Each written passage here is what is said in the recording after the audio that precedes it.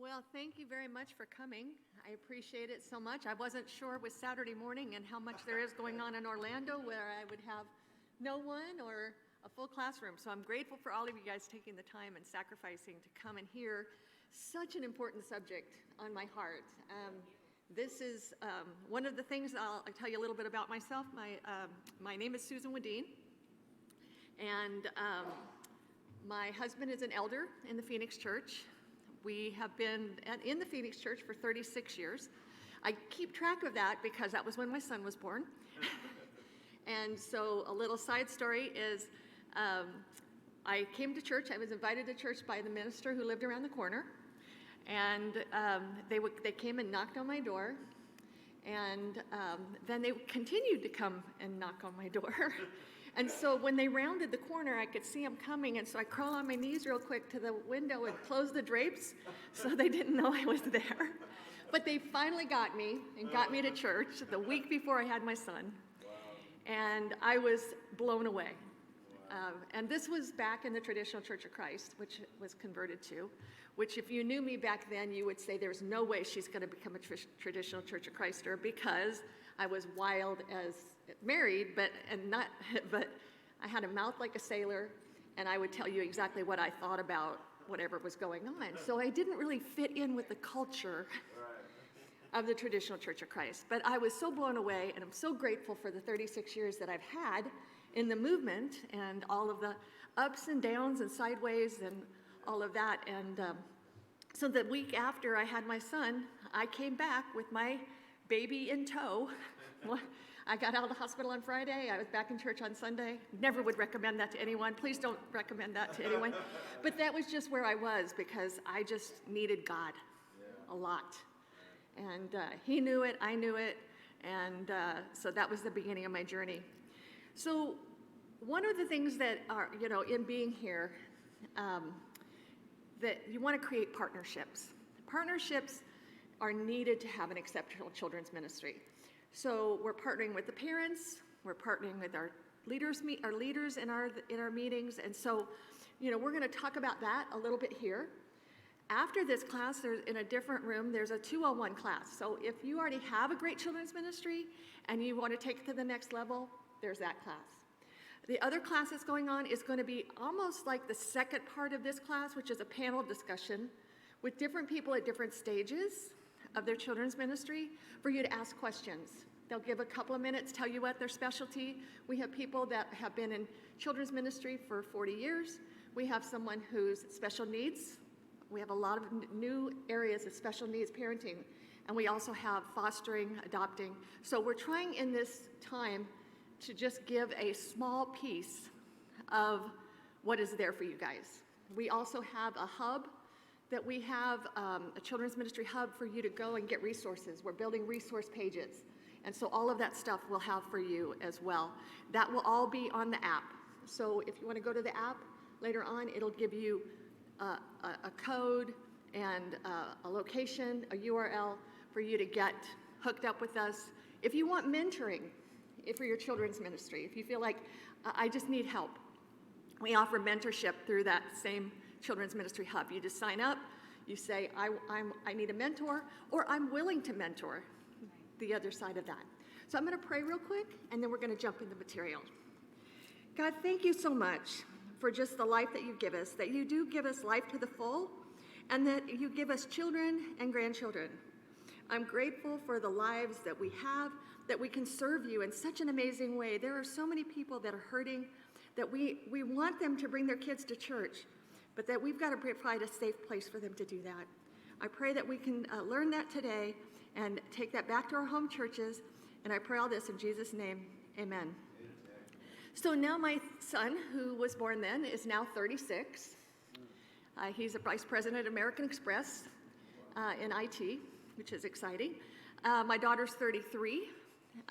She is a HR generalist at Arizona School of Nursing. So they're both very great in their field. And I have 4 granddaughters who are my joy. And they're why I do what I do still. I might have retired from children's ministry if it wasn't for having those 4 granddaughters. And so they are keep me going in children's ministry. When the pandemic hit, I thought, okay, there's something, we got to do something. So every week I have filmed Kids Church for the last 2.5 years. And I said, I don't care if anybody watches it but my grandkids, it's worth it to me. And that they will always have, who they call Nana, they will always have this in forever, that Nana loved God. And that if we do anything in the beginning of this, is that children's ministry is not an act of service. It is a heart for the children of God. And if we start there, we can get in a better place, because I don't know how many times you've seen people burned out of children's ministry. And a lot of times it's because they've served so long and so hard. But part of the reason people get burned out is because of lack of support, lack of knowledge, lack of help. And that's what we want to provide. We don't want to burn out children's ministry coordinators and teachers. We want them to feel like their arms are lifted up because they are doing a great job at what they do. And if we give them tools and resources and encouragement, then they're less likely to burn out, because their inner motivation is God and serving the kids. So the scripture I'm going to talk about is in Acts 20, 28 and 29. It says, keep watch over yourselves and all of the flock, of which the Holy Spirit has made you overseers. Be shepherds of the church of God, which he bought with his own blood. I know that after I leave, savage wolves will come in among you and will not spare the flock. That's the world right now. The world is the savage wolf. They are actively trying to destroy our kids' faith. You know, you can see it in especially the last 10 years, even before the pandemic.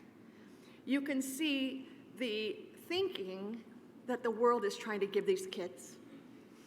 My counterpart, Melissa Tulloch, she's in North River. Her son was introduced to porn on a cell phone in the first grade on the school bus. I would have never even thought that when my kid was in first grade. Wouldn't even have crossed my mind that that would be what we were dealing with, but that is what the world is like right now. So from what I'm going to share with you is more of how do we keep our kids safe? How do we keep our ministry people safe? A lot of times your ministry people and your board of directors do not realize how accountable they are to the government and to the authorities for children's ministry. It is a very, very high risk. Of all the things we do, you know, people can fall down at an event. They can have something happen at church. You're not going to have that high of a liability in those kind of settings. But in children's ministry, you have a very high liability factor in 2 or 3 different ways that I'm going to share with you. So the goal here is safety and risk management. You guys know in your homes that there's only so much you can do to keep your home safe. You can put all the plugs in the walls when you have a toddler. You know, you can try and, put things up high so that they're not, grabbing something down on themselves. But it doesn't matter, because that kid, if they're a climber, they're going to climb up that wall unit and try and do, and that's how those things happen. It's the same in children's ministry. There's only so much you can do in the safety factor. But we want to try. We at least give it a good try. So the thing with this is the least favorite subject about children's ministry. I would really love to be teaching about curriculum. I'd love to be able to teach you about a lot of other things for children's ministry. And we have all of those classes available. All of these classes are streamed. So if you want 201, you can get it streamed. If you want the panel, everything we've tried to do this for today is streamed for you guys on purpose. So I'd rather motivate teachers. I'd rather have new ideas to implement. But this right here is the infrastructure that guides all your classes, okay? So without this infrastructure, your children's ministry could hurt children, the families, and the church, okay? And we don't want to be the stories on the news, okay? We don't want to be that church, And so in order to not to do that, we've got to manage the risk. Okay, so how do we do that? It said, the first thing we have to do in order to manage our risk is look at our policies and procedures. A lot of times what we do on this risk is we're like, on pins and needles almost. I'm like, okay, is this risk? What is this? Okay, what about this? Okay, what if I do this? And we feel like we're balancing, and part of that is because we don't have the infrastructure and the guidelines and the policies to do that. The one thing that was good about the old ICOC, before 1.0, is that they had a policy for everything, okay? There was a policy, you know, if you stubbed your toe almost, that's how, you know, there were so many policies. Then we have 2003 comes along, and a lot of churches have no policies. There's no guidelines, there's nothing. Some have a hybrid. They took some of the old policies, and then they got rid of a lot of policies, and that was probably good in that, excuse me. But we don't want to do this with our risk. We want to know clearly what our risk looks like. So in order to do that, we have to look at where we're at right now. Okay, where is your church in this process? Okay? Some churches may be at the very beginning and they just need to identify where the risk is. A lot of times you got to look at your building and your facility. Okay, does my facility have risk in it?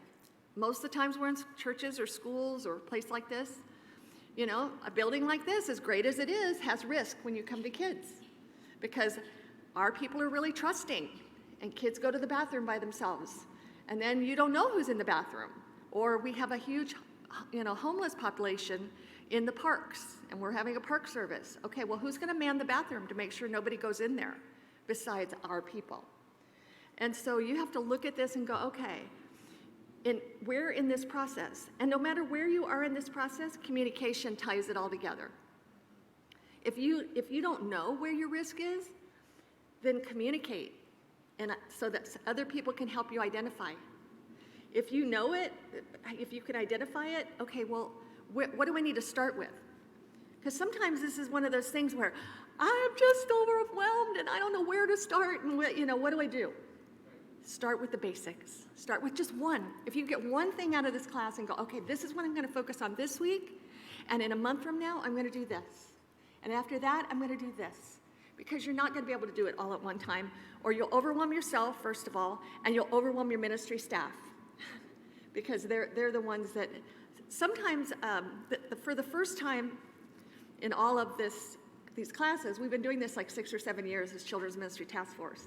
We're now part of the Youth and Family Service team, who plans we planned all the teen classes, all of the events that went on this week. So it was a great week for the kids. But for the first time, we got to talk to the leaders, your staff people. We at the ILC, we had a class, because this is one of the things that it has to be a coordinated effort between your staff and your coordinators, because that's what ends up having the breakdown.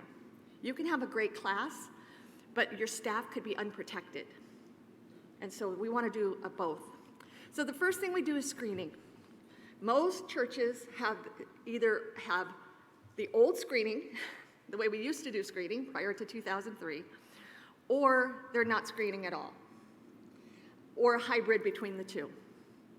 Screening is super important. The purpose of screening is, first of all, the child's safety, but second, it's the church's reputation. Again, we don't want to be that church that's on the news because something happened in our church. And then third, a parent's peace of mind. So, with this aspect of, we don't want to turn it around. We don't want it all to be about church's reputation, but it is a factor. And so when parents know that you've done your homework to ensure they're in safe hands, they'll be able to focus on worship. They won't have to worry about their kids, and they'll want to come back. And, when your attendance spikes at holidays, Easter, Christmas, you're wanting to create even more of an environment, because then you have more kids. That tends to create more stress for us. And then that's seen by the parents. And then, okay, well, do they really want my kid in class? If we don't create that atmosphere of that. So, screening questions. How many guys know what ban-the-box states are? Anybody know what a ban-the-box state is? Okay.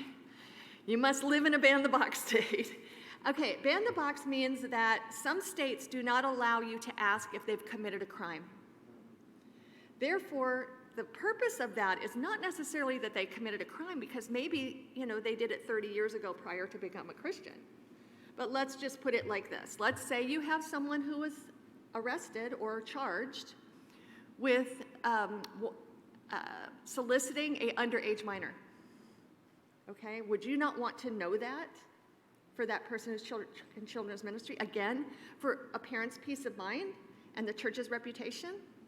If you have someone who's done that. So it's a secondary screening question. So know if you are in a ban the box state, you can ask those questions, but it can't be your first pass, okay? There has to be another level in a ban the box state. But think outside the box about what questions do you want to know? Run them by risk management committee and legal. We added about 5 questions to our regular screening. We took off the question that says, have you ever been molested or as a child? Because that created an atmosphere of, does that mean that I'm going to be, just because I was molested, do I have to revisit this every time I screen because I was molested? We took that question off. That was on the old ICOC question. Whether you do or not, that's up to you and your leadership, but we took that question off for that reason. But we added some. We added, do you now, or have you ever had an attraction to minors since becoming an adult, age 18? We want to know. Have you ever viewed pornographic pictures or images of a child, including via internet or computer? Have you ever been accused of any inappropriate social or sexual conduct or communication with a minor in school or workplace?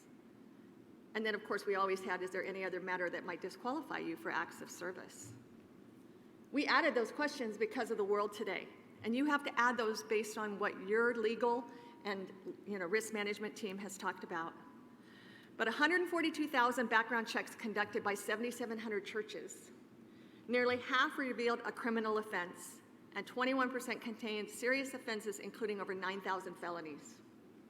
So that tells you how important screening is because of those very things. Even God can change lives, okay? So, do I get punished for my sins forever? Even the lives of people who have criminal records. But we have to know this and know there are a lot of times that in these situations, you can serve, you can usher. If you have a crime that was towards children, this is not the place for them. God forgave you, but there are consequences to the things that you do and have done. And so those may be that you just don't serve in this way. We love you, bro. You're forgiven. This isn't a reflection on you, but we have to protect the reputation of the church as well. So the next thing, because we're talking about reducing this risk, we don't want the increasing risk. We want it to go down this way, is our policies and procedures. So we're going to talk about some best practices for our kids. The same person check in and check out. A lot of times people think, well, that's dumb. I check my kid in, my wife should be able to check her out, they're on the emergency form. However, this very, very simple policy stopped us from having a custody dispute. A dad lost custody the day before, or 2 days before. He lost custody on Friday. On Sunday, he tried to kidnap his kids from church while she was in the worship. So you think, oh, that's like a simple, but so many people don't follow it that you would not even believe that some of the stories that have been out there. The other thing is collecting your sign-in sheets, scanning them, make them legible, searchable, scannable. If you ever want to have a nightmare, go try and find out whether somebody was in children's ministry 4 years ago, okay?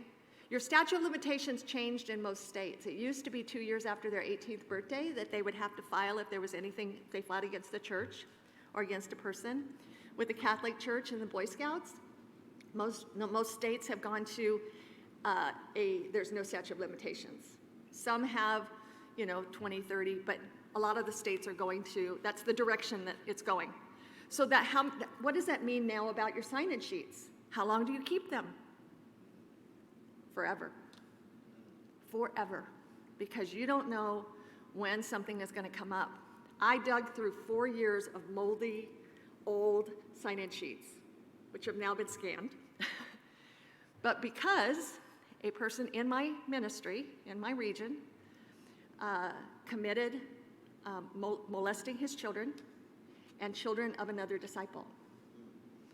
And so he's in jail, the family was destroyed, and he lied on his children's ministry application. But I was able to prove that he was never in the classroom. So the church didn't have any liability. But that's why something that's simple as this is important. And please don't think that because we're the ICOC and we're committed disciples and all of that, that this doesn't happen. Because of my position, I hear all of the stories. I hear the things that people, the things you don't want to hear, I actually hear. So, middle school and teen ministry guidelines. Okay, do you run their driver's license of the teen workers? Do you get copies of their insurance card? And some of this you may have, like your children's ministry 0, babies to 5th grade, and someone else is taking this. But your churches need to know that some churches have policies but don't enforce them. And that there's nothing worse than having a board-driven policy. There's nothing worse than not having a policy, is having a policy and not following it.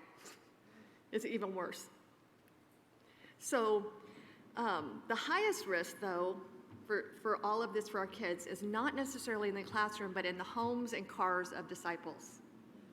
So, it goes back to your board and your ministry to actually know what your guidelines are and to follow your guidelines. Because what happens is, and especially in homes, if people are very, very trusting, too trusting with their children. So we have a situation, family group, everybody's family group, they're going to Bible talk, and they have a tri-level house, and they send all the kids to the basement to play, no adult supervision. Okay? Oh yeah, we do this all the time, right? But now you have teen boy and teen girl. And now teen boy and teen girl are in the closet of the basement, and nobody knows that they're actually there. And you have a long-standing, it wasn't a mutual relationship, it was a manipulated relationship, and destroys 2 families. Now you got 2 families in the church, and one blames one and one blames the other, and now you have conflict resolution that you have to have. And then sometimes people leave the church over these kinds of things. So we're a mobile church, a lot of us. Not very many of us have buildings, so there's other issues related to being a mobile church. Fire drills, security ushers to serve as a buffer between the public and our children. Super important for there to be a buffer. I've seen situations where you have one building and they all share the same bathroom. And you've got people coming in and people going out and kids coming in and kids coming out, and you're just like, this is a security challenge. Oh, let me tell you the other piece about me you probably don't know. I own a security company. That's the other side. I am a licensed private investigator. I'm a licensed security officer in the state of Arizona. And so you're getting a little bit, of my security business side, especially through this, because have an emergency lockdown plan, active shooter and training. You would be surprised in some states how many of your members are what we call packers. They pack their weapon. They have a little drop-down slot in either their jacket or their fanny pack, and they actually have a weapon in it. In some states, it's perfectly legal. Other states, it isn't. But you would be surprised how many people are regularly bringing their firearms to church. And so we wouldn't have thought about even 10, 15 years ago about active shooters. Now, you look at Uvalde, and look at that, and it is a serious, serious situation for churches, schools, everybody, malls. It's nowhere are we safe. So again, reducing the risk is mandatory reporting of child abuse. That it is the law. It is not an issue of forgiveness. It isn't an issue of God. It isn't an issue of Jesus, and we love you, but, don't do this again. It is the law. So you have to know what the law is. Each state is different. So the first thing is incident reporting, safety violations. If somebody doesn't do what they're supposed to do, so their accident, okay, you have a simple form you fill out. Hopefully you guys do actually fill out forms for accidents, but this mandatory reporting for abuse is know your state laws and having a risk management committee. It is not, you should not, as a children's ministry coordinator, have to be this risk management committee. It is an issue of your board and your leadership team. So for example, in Phoenix, we have an elder, an evangelist, a lawyer, and the children's ministry director. That's our risk management team. So if there's a special event, we talk through that event. We talk through the location. We visit the location. Because we want to know ahead of time that these kids are going to be safe. And, a lot of times we use the same park over and over again, so we don't have to do that. But we look at those things because things happen. Why we don't go to a park with a lake? Because things happen. Kids get away. We had a 2-year-old toddler. We have a gate. There's a huge fence around this whole park area that we rent. And we rent it because of that fence so that we can keep, what do we find? A 2-year-old in the parking lot. So no matter all your rules and all the guidelines and all the security and all the things still can happen. But you want to try and reduce it as much as possible. So there's two aspects of reporting. There's mandatory reporting and there's permissible reporting. Used to be in every state, clergy was protected. So if your ministry staff heard in confession, or light and darkness, as we like to call it, if they heard about something that this person had done, they were under what they called penitent reporting. So they didn't have to report. That is no longer in every state. There are 18 states and Puerto Rico that any person who suspects child abuse or neglect is required to report. That means your teachers that are required to report. If you are in one of those states, Oklahoma, New Jersey, Wyoming, there's just a few. In the end of this, when the presentation is sent out through the app, I'll give you resources that has, this is what your state requires or country requires, because I have one for Canada too, because we taught this to the elders in Canada. But they basically say, here's the rules for reporting, here's who has to. But on the other hand, there's permissible reporting. Permissible reporting is allowed by anyone. It's up to that person's conviction. Now, hopefully, you want to talk to these people if you are not in a mandatory reporting state for your classroom, but almost all are starting to go that way. You would still want them to come to you. No names. Don't tell me a name. Just tell me the circumstance. And let me guide them through the process. It's a 10, 15-minute phone call to the CPS or the Protective Services for Children. It's very quick, and it's not up to us to decide whether someone should or should not report unless it's mandated by the state. So we're going to look at why report, okay? When you think about, if you know something or you think something, a lot of times we think, well, I don't know for sure, so I'm not going to do anything about it. But sometimes the Holy Spirit puts these things on our hearts and said, hey, you need to look at this a little bit more. And so why not report? So the reasons why people don't report, I'm going to give you a few of them. They don't believe that person could have possibly done that. I've known the family for 30 years, and there's no way that I believe that what that kid said was true. Well, in the situation in Phoenix, and I'm sorry I bring all my Phoenix baggage to you, but this is why we do what we do. The teenager reported about the dad. Elder said, no way. It was true. The kid had been hurt. It wasn't a, terrible in the big scheme, but the kid had a right to complain against the dad. Elder didn't report.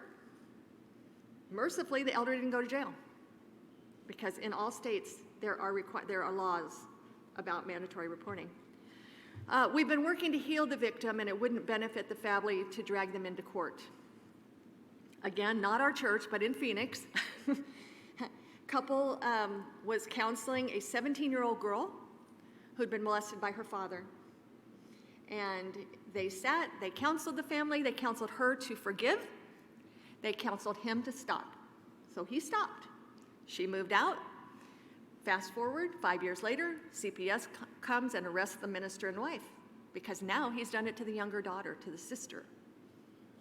And because the minister and his wife did not protect the younger child in the family, they were arrested. So the fines vary from state to state, but that's why we have to protect our ministry staff by knowing. If we know, then we can do the right thing. But if we're not knowing and we're just going on, oh, we're a good fellowship, we just go love the kids and do that, we've got to set this up in our classroom. And again, I know that this is the scary topic. It's like, this is the oh my gosh, what do we do with this? The other one didn't have proof. They didn't have proof. Father was repentant. A few days won't matter if we do our own investigation. So let me just check this out for a couple of days and then I'll report. So I'll go back to that in a second. In most states, reasonable cause, okay, anybody watch Law and Order? CSI, all those things, and they talk about what's the legal standard, okay? The legal standard for this in most states is a reasonable cause to suspect or a reasonable belief, okay? It's not that they actually have committed the crime, per se. It's, do you believe or have reasonable cause to believe that this child is being molested, abused, neglected? Okay, do you have a kid that comes to your class every week and is dirty and hungry? Okay, it's not just molestation, okay? There are other aspects of abuse that have to be. It does not require certainty that child abuse or neglect has occurred, nor does it require a specific medical indication. So the Abel Harlow Child Molestation Prevention Study, they studied that pedophilia molesters averaged 12 child victims and 71 acts of molestation. The earlier study by Dr. Abel found that out of 561 sexual offenders, there were over 291,000 incidents, totaling 195,000 total victims. So there are enough victims to fill 2.5 Superdomes. This was just in a short period of time. So even the world has tried to make this acceptable, okay? Now they don't call it pedophilia anymore. Anybody know what they call it? MAPS, minor attracted person. They are called MAPS because the pedophilia has such a negative connotation. So now they're a MAP, and now it's okay. But that's why I'm trying to give you the information so you know. Go Google MAP and see what comes up. So you can see all of these cases that I'm listing here, except for the 2022, which they haven't figured out yet. All of these cases were people who were arrested for failure to report. In Odessa, there were 7 of them that were arrested, including all the staff and all the elders. Okay, so what happens is if your staff doesn't know they're liable, then they're not the ones making part of the decision. Sometimes they are making the ultimate decision. Okay, well, we're not going to report. It's why it becomes important for us to share with staff for their own safety, because that's part of what we want. We want to protect the kids, protect the ministry staff, protect the church reputation as a whole. This 2022 is really interesting, the Southern Baptist Convention. Anybody know about what happened in the Southern Baptist Convention? So you have this report that comes out, and in this report, they have thousands of molester ministers and ministry staff that they have protected, kind of like the Boy Scouts, Girl Scouts, They just move them around from place to place. And the study. So about every state has a few. I read Missouri had 10. They just talk about all the different states and how they kind of fell in the, but almost all states were affected.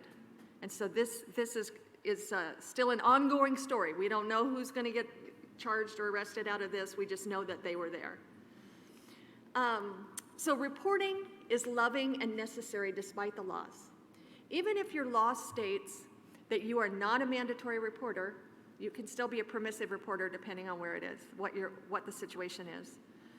This comes out of a group. He said, I can never forget the night I sat with a group of incest offenders in treatment, most of whom were active Christians. Listened to each one recount going to their pastor after arrest and confessing, and each one was sent home with a prayer and forgiven. They said, please don't forgive us so quickly. It was the worst thing our pastors did because it meant we could continue to avoid responsibility. Their witness is a powerful reminder to clergy of the limits of our resources and the breadth of our responsibility to protect children. So I'm going to share with you a couple things. Nice looking woman, right? Could be me with shorter hair, right? Nice young man. And a little rough around the edges here. Obviously starting to be a mugshot. Another, you got the orange on this guy. They prey upon the flock. Deep cover operators are what they call. Because our fellowship is so friendly, okay, we attract these kind of people, okay? They hide in plain sight. Sometimes they invest years to groom. And so it's important that you understand grooming and the process of grooming and what that looks like to protect the kids. They mostly believe that they are not harming the children, that they are loving the children, and deceiving themselves is important to them as deceiving you. So one of the studies again said, I consider church people easy to fool. They have a trust that comes from being Christians. They tend to be better folks all around and seem to want to believe the good exists in people.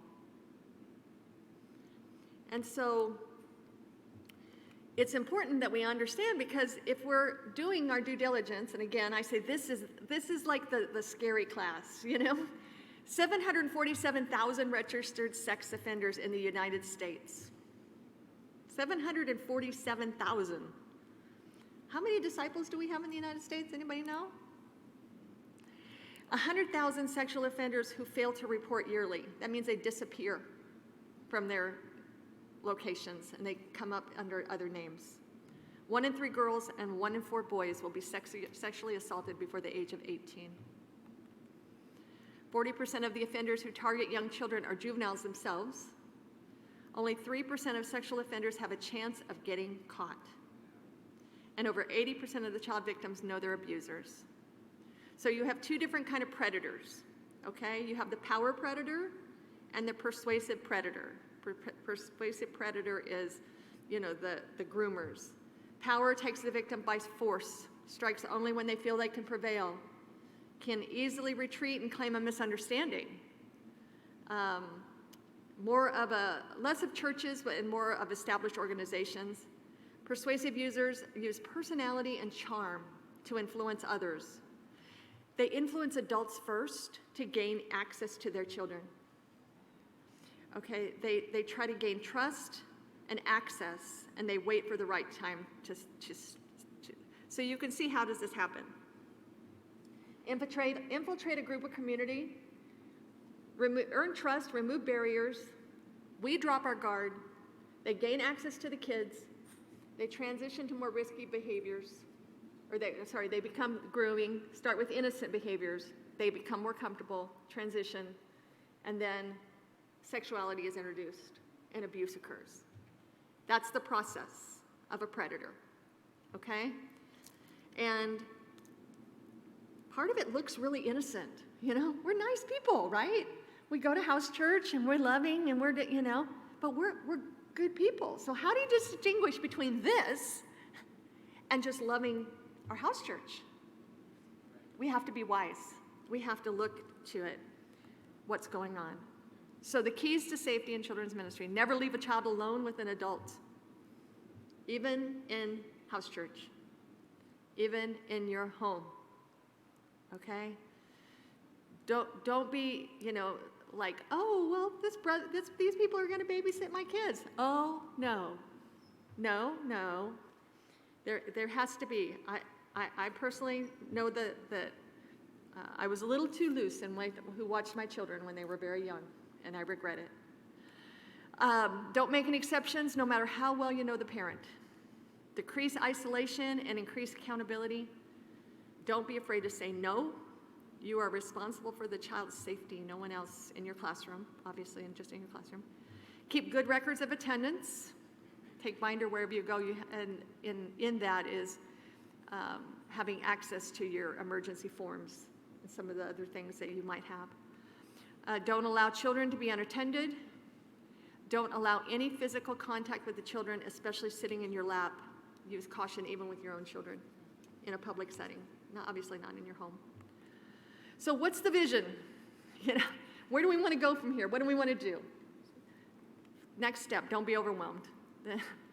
This is really, really a challenging, I honestly understand it's a challenging talk and really deep. Pick one or two takeaways and then start working on it. Maybe you're at the beginning, maybe you're in the middle, maybe you've got all this down and you should have gone to 201. You get another opportunity, you can go there, or you can go to the panel. And so this is my email address. It will also be on the app. I lead the Children's Ministry Task Force along with some great people all across the country. And we are determined to give you resources, to give you help, to give you guidance, to come in and mediate if you have, if your leadership is not on board and you need to, we help the leadership understand these things that a lot of leaders, because they're forward thinkers. They're like, how do I grow the church? Well, a lot of times growing the church starts with children's ministry. Because if people want their kids to be safe, then they want to go to church. But the other thing is those kids aren't enjoying church. They will ultimately take their parents out.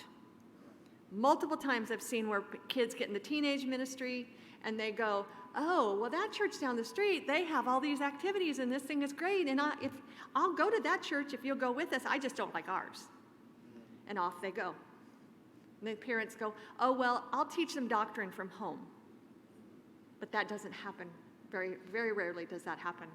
Where we've had people come back after their kids are grown and say, we made a big mistake.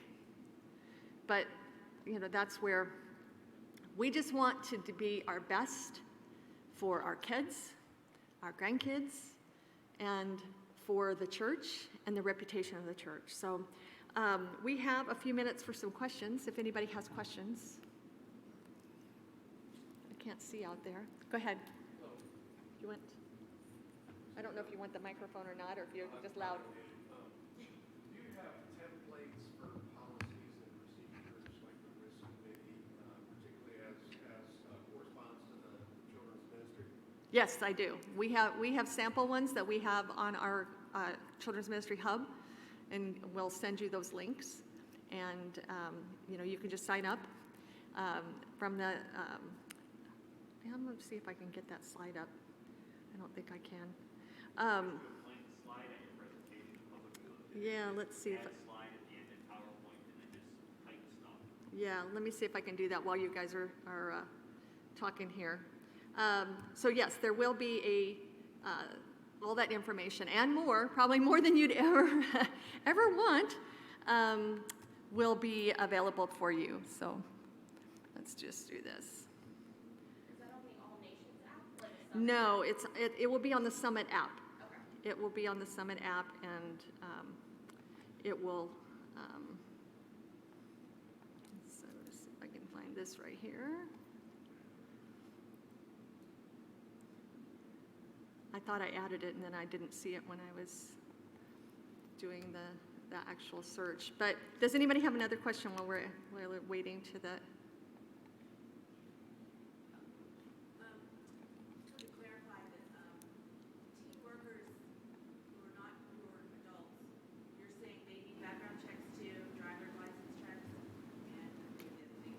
Yeah, insurance. Copy of insurance, yeah.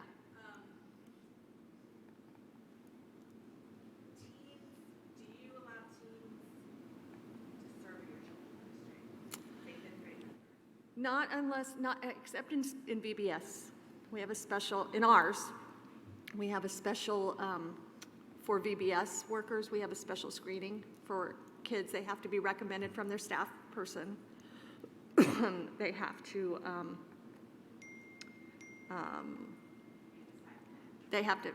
well, actually, no. In VBS, we have a second level of service. They don't have oversight of the kids. They're like a helper. And so they're teamed with a person who is a screened active disciple. And they're like, that's how we use the middle schoolers. And so. So the children's ministry is 18 and over. 18 and over in children's ministry itself, yes. That's just for AD or Well, say it's another adult.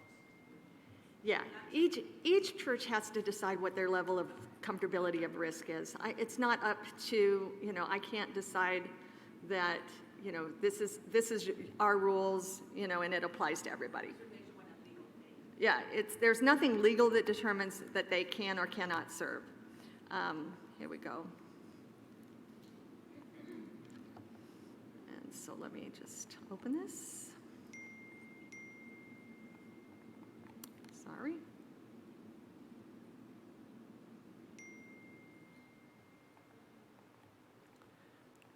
It's not opening very well.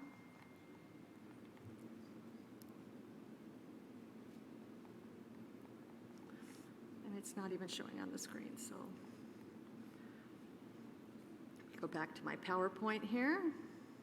Sorry, gang. Anybody else have any questions?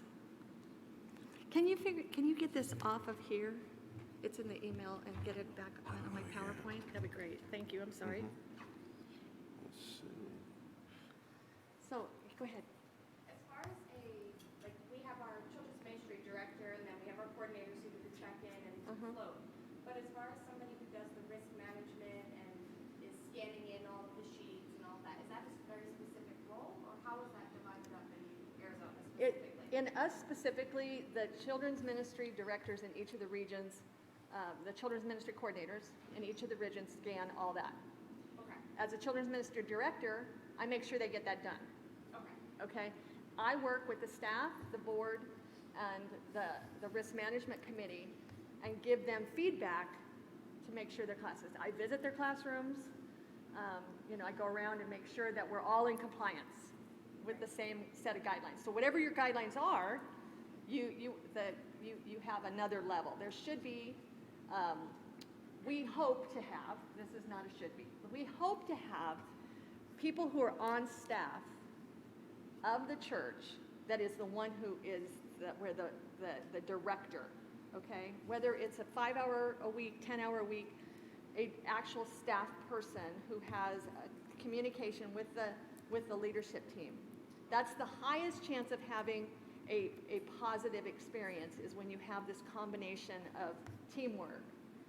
Especially because in that position, you are dealing with sensitive information on those background checks. The biggest thing with the background checks is you have to, is it not coming? Okay. Yeah.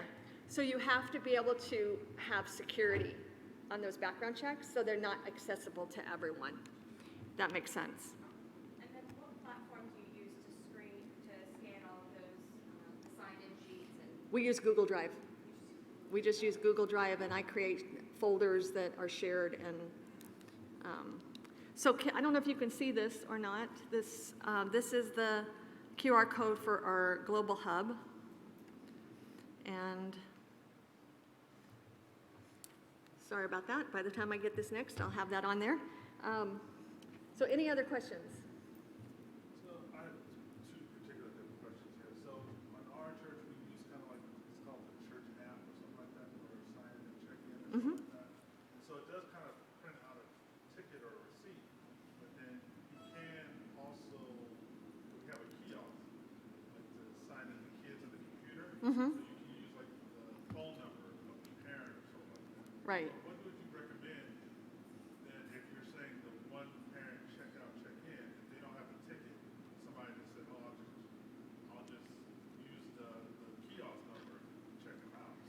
Yeah, kind of still just release the kid, or right. So the question has to do with, we're doing electronic check-in and check-out. How do you avoid the different person?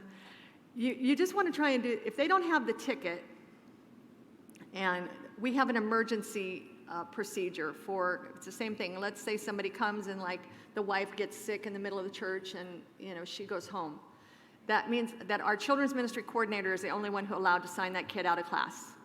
So they make sure that it's a good situation, they sign the kid out of class and release them to the emergency adult. So it's just, you set what you feel like between your board and your risk management.